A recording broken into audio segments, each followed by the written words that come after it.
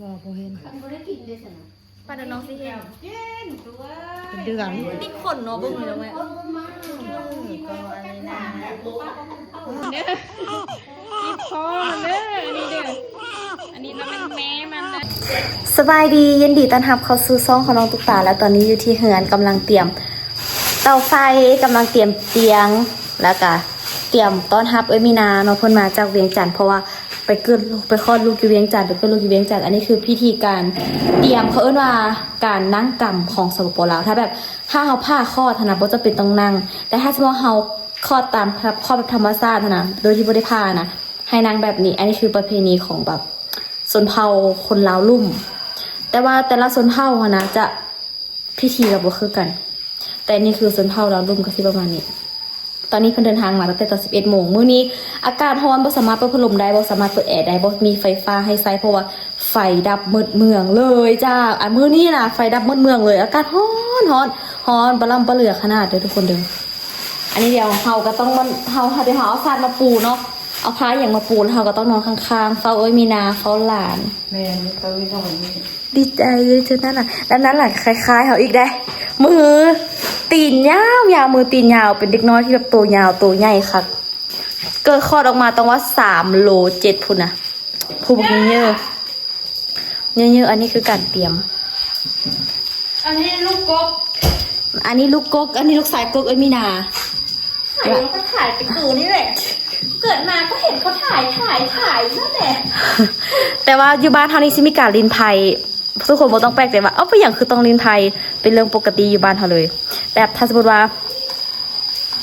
บ่แม่นคือบ้านเฮาเป็นคนลาวคนลาวแหละแบบเวลาที่ว่ามีงานศพหรือว่า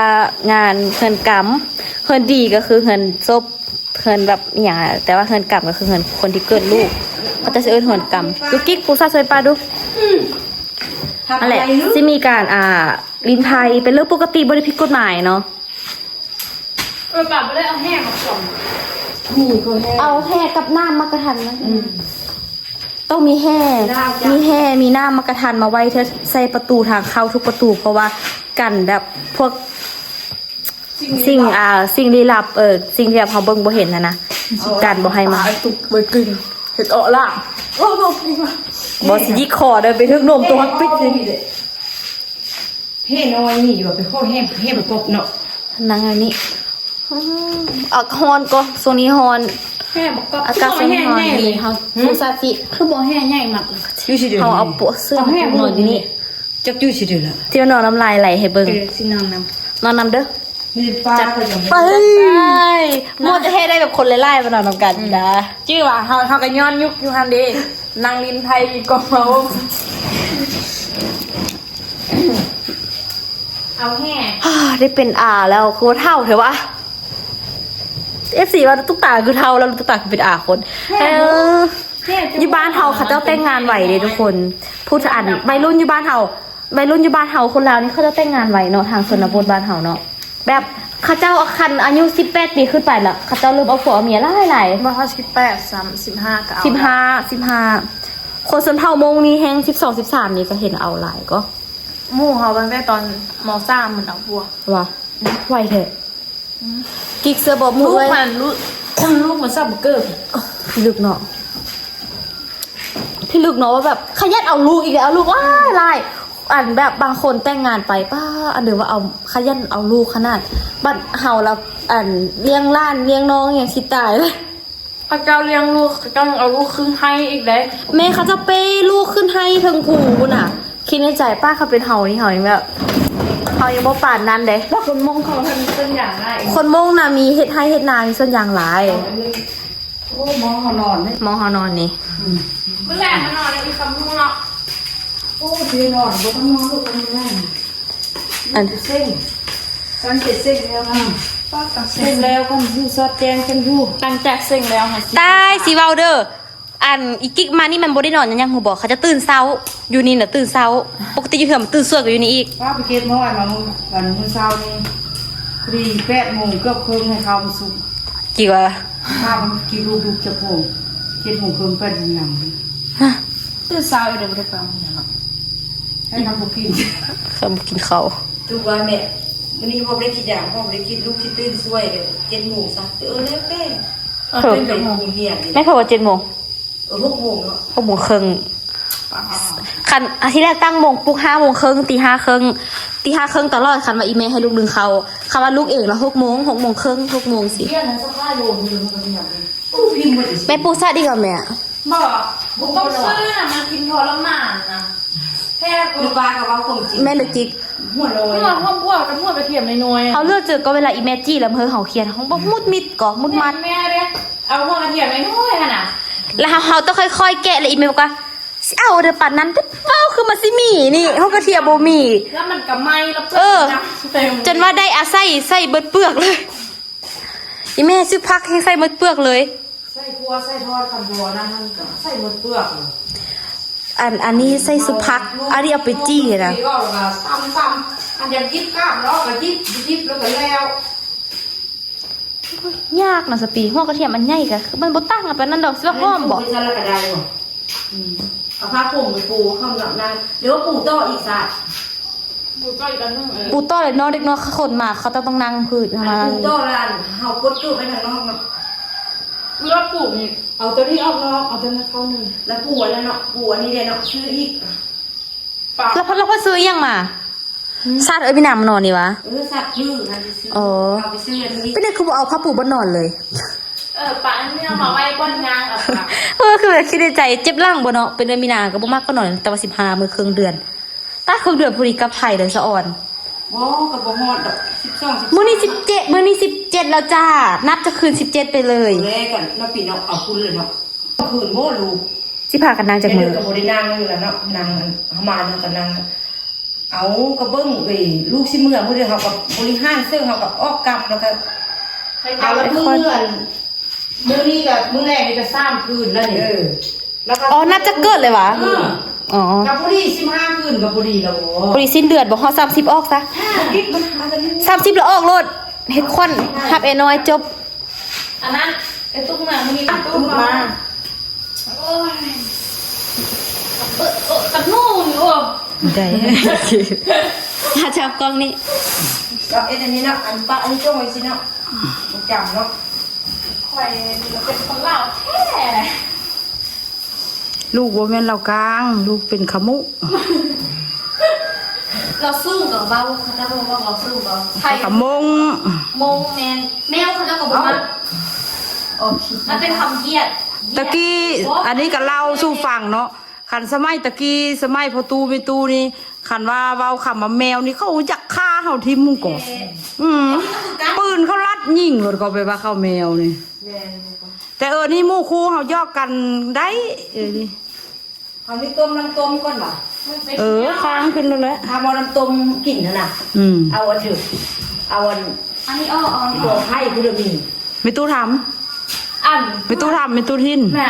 ป้าหันแม่ซิมอนถูกเป็นส่วนเป็นเด้อ มีตัวที่มี พวกไข่น้อย ตู้ทินก็มีตู้ทำก็มีนี่นะวางเป็นล่างบ้านนี่เราประตูทำนะ แม่ก็เคยเอาให้แม่นี่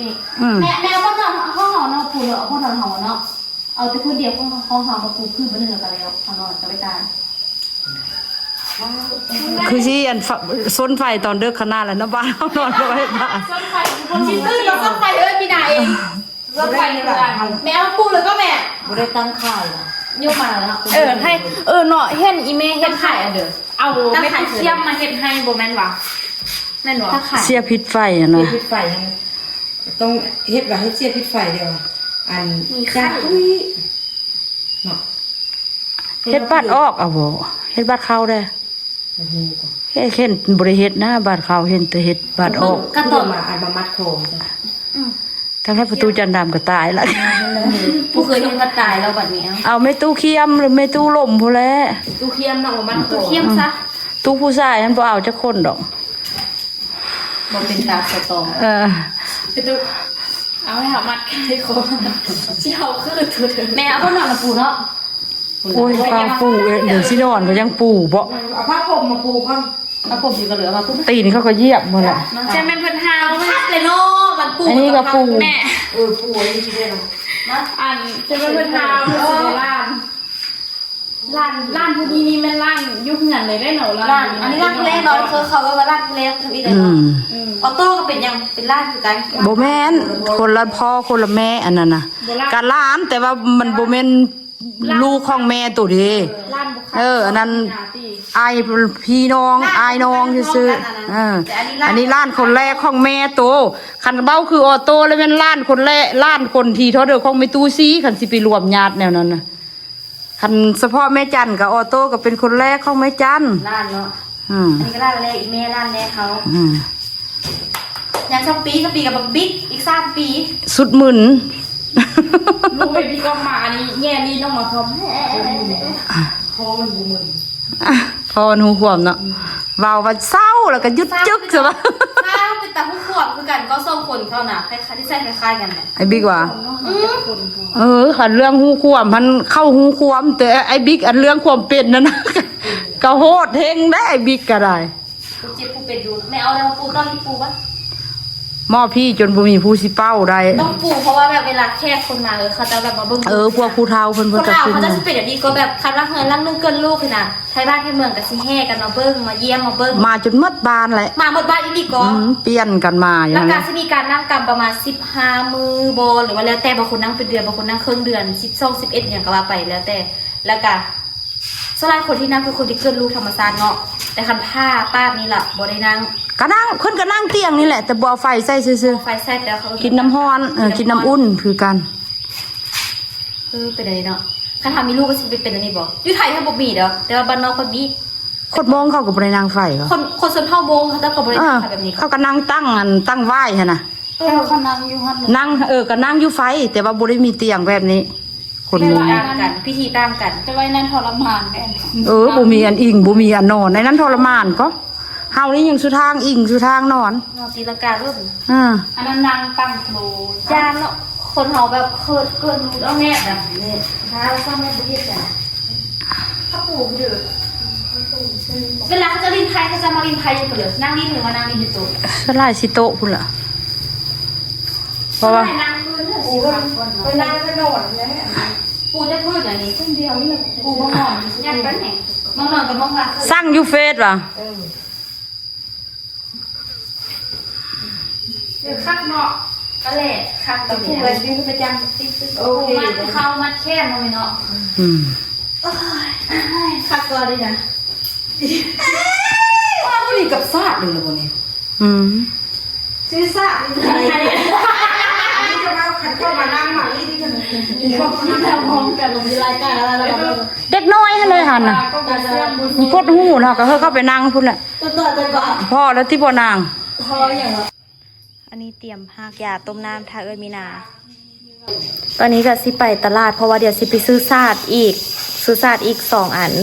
แล้วก็สิไปซื้อของอยู่ของกินมาใส่ไว้ในตู้เย็นอีก เพราะว่าแบบคนที่มาเบิ้งลูกอย่างเพิ่งต้องแบบมีตับมังหุ่งอย่างให้สินะก็ซื้อเครื่องในยูแนวกินมาใส่ไว้ในตู้เย็นน้ำพร้อมแล้วก็ตอนนี้เรามีเงิน 1,000 บาท ซึ่งเราจะใช้เงิน 1,000 บาทในการที่จะเอาไปแลกพร้อมเดี๋ยวเราไปแลกเงินพร้อมมาเบิ้งกันว่ามื้อนี้การแลกเงิน 1,000 บาทเราสิแลกมาได้จากกีบน่าจะได้600,000กว่านะ665,000หรือ70นี่แหละก็สิประมาณนี้แหละเดี๋ยวนี้เงินมันก็เริ่มลดลงแล้วเด้กินน้ำก่อนตอนนี้ถ้ากุ๊กกิ๊กไปเปลี่ยนใส่ทรงขายาวเดี๋ยวให้กุ๊กกิ๊กขับรถเพราะว่ากุ๊กกิ๊กขับรถเก่งก่อนตุ๊กตาเด้อเบิ่งหากอันนี้เอิ้นหากันเด้อสปี ห้องต้นไผ่น้อยนี่มันคือต้นไผ่เลยมันเป็น ถ้าต้นไผ่น้อยบ่ แกเพิ่งคิดก็คิดกรรม แกพิษกรรมเขานะ บุมัดเดี๋ยวมาคิดกรรมบุมัดเนาะโซ่มันเต็มโอ้ยโมนี่ถ้ามันกับข้าวปะมันเลย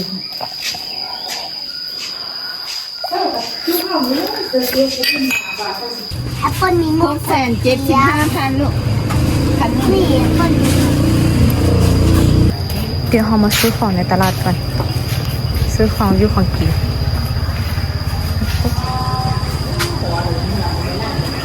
ป้าเนื้อหมูไหม หิวน้ำแห่งเดียวอีตัวนี้ละ หมูหิวประจกเก็บตัวเองซื้อได้ค่ะ อันนี้ลูกคิดนึงเอาเลยเนาะเลยลูกคิดนึงมันเป็นคนนะ ก็ที่ว่ะ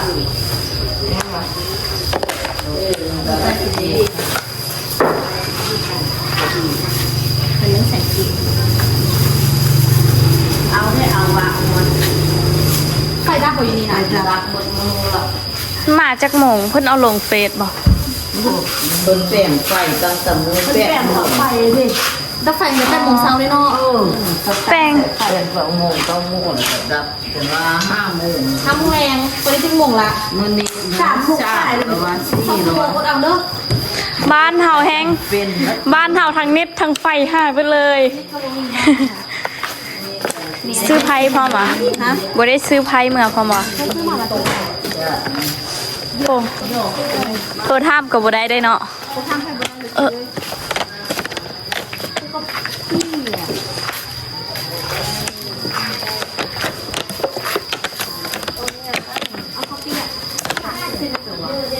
เส้นกลางตี้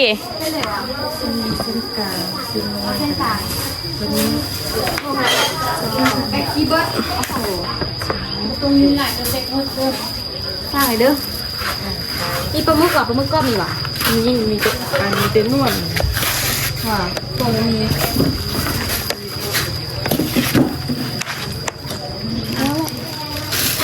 เอาวะ มักตูมันแต่ถ้าบ่พักปลาหมึกเป็นโตบ่บ่มีว่ะมีแต่นวด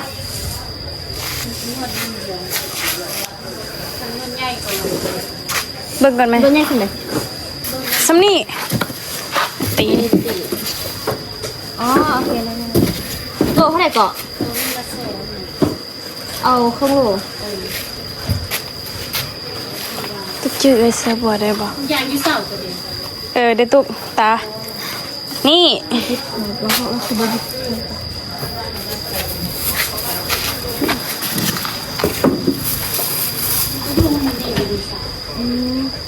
ตัวนั้นคือสีได้พอดี คิดว่านะ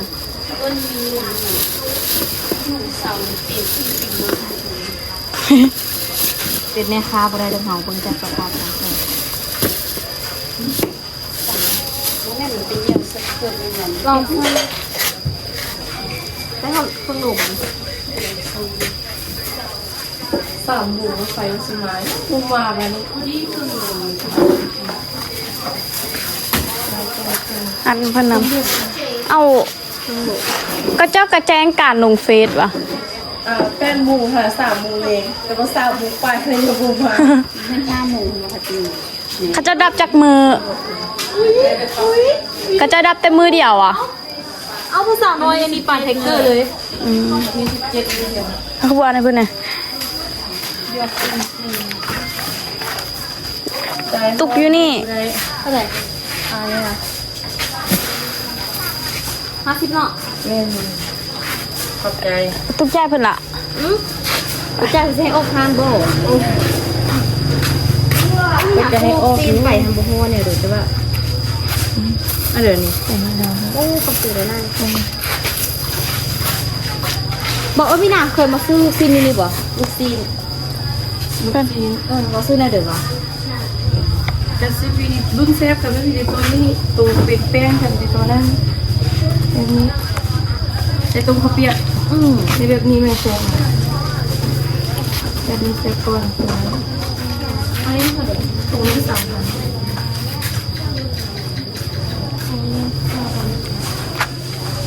ตัวนี้เซฟก่อนตัวนั้นเป็นแป้งซื้อ 50มันนั้น อันนี้50 มันคือกันหรอปะ แม่นคนแยกบ่ออกอ่ะเส้นหนึงกับใบ10,000แห้งเฮาแห้ง คือ ไก่ กันเลยบางใบ50กับใบ20,000 เวลาเงินไปโรงเรียนบักดีได้20,000อีแม่จับไป20แล้วให้เฮาไป50แล้วให้บักดี ข้อมูลโดย ไปใส่อีก ซื้อมักเล่น ได้หมักเล่นน้อยว่ะ วงตัวเนี้วงพร้อม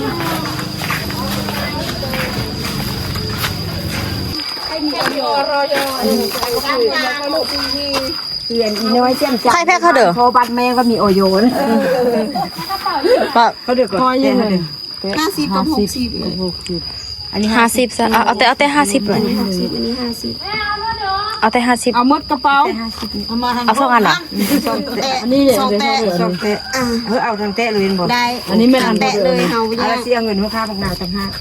มาซื้อแตะเดียวพวกเมียเซาหายกันได้ซะจน โอนเอิ้นว่า แล้วแท้ว่าบ่ได้กิน เดี๋ยวว่าบักนาวนี่ เอ้ยแต่ว่าต่อไปนี่ลูกสาวอันนี้เนาะคนนึงอยู่นอกวินได้ยิน มันเลี้ยงอยู่ซื่อเด้อนี่ อันนี้ฟาร์มนาสลาบ้านเฮาตอนนี้อยู่นี่ นาซาลาไปพุ่น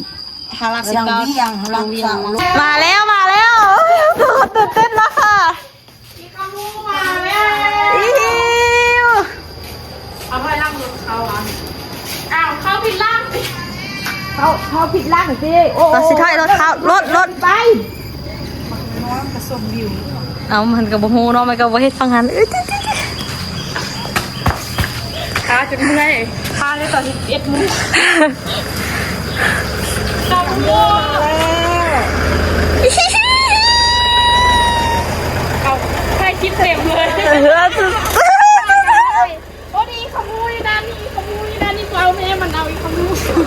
ไปแม่ ตรงได้เอ้ยพี่นายอมไล่เลยลูก เอามาเอาโต๊ะกลับมานะ เตอร์ปลากองเงินไล่อุ้ยพูดนั่นน่ะอันนี้แอร์เท่าป่ะเอาตุ๊กปะ ตะบานเพื่อนบอกกันหน่อยนะไม่หมดเด็กจ้ะ เมื่อวานข่าว เอาพวกมันเบิดสนาไฟเนี่ย เป็นยัง เอาเมื่อเนาะ พร้อมทอง เมื่อฮอดเดียวปุ๊บแล้วพามีนาไปกวดแล้วมีนาอันนี้ที่ท้องเฮงสิสันรับเพื่อซ่อมเซ็นรับเมื่อฮอดอ่ะแล้ววันนี้มากวดเฮาว่าถือพากวดแล้วอ๋อมีอันเดียวมาจูปีกมันลูกพี่อันเดียวมันเข้าไปในมดลูกว่าซั่นเป็นลูกรอบคอกเลยไม่ซัวเป็นนี่ได้ผ้าตัดว่าซั่นเด้ตายแล้วได้ผ้าตัดรอให้มันให้เวลามันอีก2-3มื้อว่าซั่นเด้ให้เวลามันอีก2-3มื้อถ้ามันบ่ลงละได้ผ้าตัดว่าซั่นเด้มาเมื่อเช้านี้ บุลืมแน่มันบอกเหือนละ แดงทุกแดงกินลูกกระเจี๊ยบนั่งกัน ระแวงไงบอ เจี๊ยบเบื้องเดียวมาสั่เจี๊ยบเบื้องซ้ายแม่นเลยมาสั่ เอ้ย อาบน้ำไปหัวหม้อมากวาดอีก จัดสนาบ้านเด้อ มือเขาเปิดไฟดู แล้วเป็นอย่างเดือข ไปเห็นกับไปเห็นอยู่มองเก้าแห้งง่ายพวกเก้าอีกมาสั่ตายเดี๋ยวพาตัดแค่มาสิ เอาดัง ไป กู ซื้ ได้ อก่อนแล้วพาตัดเดี๋ยวก็ไม่ได้ ปิ่นเนาะ แล้ววันนี้เราไปเอ็กโก้อยู่หน้าห้องอันบ้านพาตัดว่ามันอยู่ปีมันลุกแล้ววันนี้มาเอ็กโก้ผ่านซองคอร์ดเสียบเข้าไปเห็นเป็นตอนนี้น้อยจังนี่แหละอยู่มันอยู่นี่เหมือนกันอยู่ในมดลูกแล้วแต่มันยังน้อยคนเราบ่เห็น มีเกอร์เหรอวะ ำอันนั้น เอามาให้เลย ถ้าอันยุปีกมันหลงมันเป็นยังอ่ะ แล้วเมซุกเขาแหละเขาให้สารบัตรเอ็กโก้แล้วเมซุกอยู่ในห้องให้อยู่ห้องอีกเหมือนกันยานที่พาตัดโดยฝั่งแรกบนเราเราดูฝั่งนะคิดผู้เดียวอะ อ้าวเบิ้งนี่ ท่าน ไหม เจ้าคุณมานำเอาวันมีนากับต้นตาลสีฟ้าบอกว่าโต้เมือเนาะ เบิ้งเอาสักตัว อย่าไปพาตัดน้องให้มันผ่านขนาดเพิ่นจะซ่อนน้องให้เหมือนกัน มูจับบ่ได้เลยปะนี่น่ะ ก็มันดกขนาดเนาะ มันผู้ใหญ่ขึ้นเลยค่ะเราอะคือเป็นไข่ผู้ใหญ่นี่เนาะ คุณอ้อวะ เบิ้งดูฮอนเบิ้งไงดู ไอ้พี่งานมา คำพูดมาเหือนแล้วมาแล้ว ผู้ใหญ่ว่าจะแพงที่ แพง อุ้ยคือเป็นอะไร โอมจะไปดูหัวที่มันเลย พูดเด็กกับพูอุ้มพลพุ่นน่ะผู้มียุกดนี่แหละพุ่นน่ะ แม่คือเป็นผู้ช่างเลยแม่คนงามเนี่ยแล้ว เสื้อมานี่ น้ำมันฮันยักษ์คืออันคือบอกเกอร์ไล่ติ๊กนะ เนนามน คืออันเขาชอบติ๊กอัน คือแบบไม่ได้มีหน้าเดี๋ยวพูดนะ เมนเหรอบ่ การทะเล คือบอกเกอร์สุดๆเลยยาวเนาะพูดว่ามันยาวหม้อกับว่ามันยาว เพราะว่ามันคือบักเกอร์ เข้ากับมีอันแทก แม่บ่ให้บ่ฮองอ่ะเดี๋ยวน้อง อ่ะติ๊กยุง ผ่านเอาดีเด้อ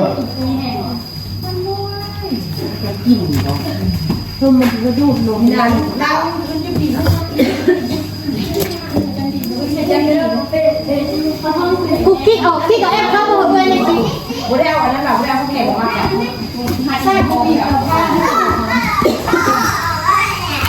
เขาบอกเดี๋ยวพาที่หนู ฮอนหลาย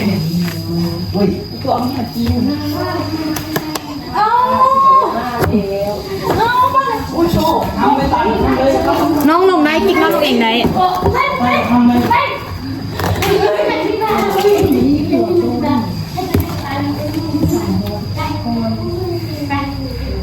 ตกเด้อน้องตกปีเด้อแม่บอกตกปีเลยนี่เหลืออยู่แล้วก็น้องก็ไอ้น้อง นี่น่ะเพื่อนมันก็ต้องไปเอาไปซอกเสื้อบุ้มมากขนาดนั้นลูกไหม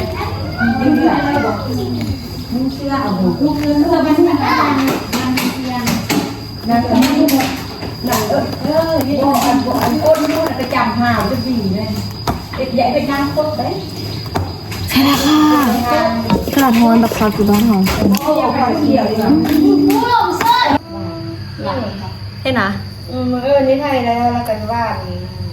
คนละคำนี้ ให้อุ้มเด็กน้อยบ่เป็นอะให้ญาติคืออุ้มบอดี้เขาญาติให้ญาติมาอุ้มมันจะไปอาบน้ำค่ะนะ บอกกูดำได้กินมาเดือดแล้วงานดำ สปีมันน้องเห็นเห่าเหรอวะ บ่เห็น ป้าเดี๋ยวน้องสิเห็น เย็นตัว เป็นเดือน ติดขนเนาะเบึ้งเลยไหมจากมือจะสิเห็นเห่า จากมืออาจารย์ สิเห็นเห่าก่อนกับไผ่บ่ย้อนบ่เห็นเห่าก่อนกับไผ่ แน่กินแปลกให้หน่อยสิ แต่ว่าน้องเบิ่งเห่าตลอดก่อน เบิ่งแล้วมันเสี่ยงมันดิก็เบิ่งแล้วมันเบิ่งน้ำเสี่ยงดิ ปากาตุกบ่อุ้ม เอามาเท่ากันหรือว่าเสียชีวิต เขาอุ้มพึกเหรอวันนี้ บ่วันอยู่นิ่งๆเฮ้ฮักชอบตุกบ่เอ้ยฮักอาตุกคนเดียวเนาะฮักอาตุกคนเดียวเด้อฮักอาตุกคนเดียวเด้อคุณตาเลือกงงเองอ๋อ กินนึงเขาสุกแล้วสุกละ